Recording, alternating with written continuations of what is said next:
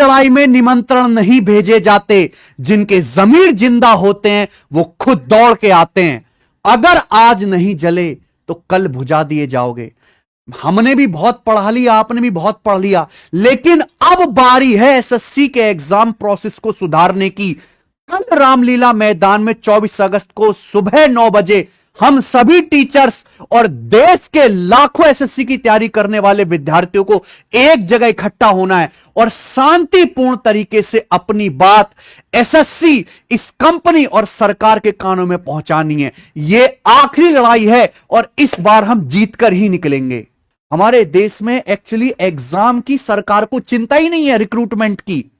सरकार को केवल एक चीज की चिंता है कि इलेक्शन सही से हो। नेताओं का, विधायकों का, सांसदों का डीए, महंगाई भत्ता, उनका पेंशन, उनकी सैलरी टाइम से टाइम बढ़ते रहनी चाहिए। नेताओं को सुविधाएं ढंग से मिलें, तभी तो वन नेशन वन इलेक्शन की बात होती है। कभी सरकार के मुंह से सुना है कि एग्जाम सही से होना चाहिए?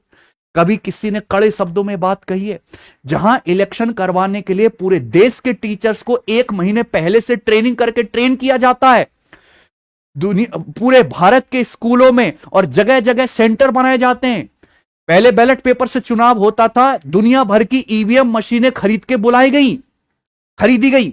यानी कि इलेक्शन पे सरकार को खर्च करने के लिए पैसा है, वहां पे फंड की कोई कमी नहीं। और इलेक्शन बिल्कुल नीट एंड क्लीन तरीके से सरकार करवाने की कोशिश करते, क्योंकि वहां चुनाव जीतना है। लेकिन जहां बच्चों के भविष्य की बात आ जाती है, सरकार अपने कदम पीछे हटा लेती है। हम इस व्यवस्था को बार बार सुधारने के लिए प्रोटेस्ट करते हैं। बहुत सारे टीचर साथ में आए। ये टीचर्स का प्रोटेस्ट है ही नहीं मेरे भाई, होना ही नहीं चाहिए टीचर का प्रोटेस्ट। ये स्टूडेंट का प्रोटेस्ट है, स्टूडेंट की लड़ाई है। एसएससी चेयरमैन साहब का बिल्कुल खुला मूड है।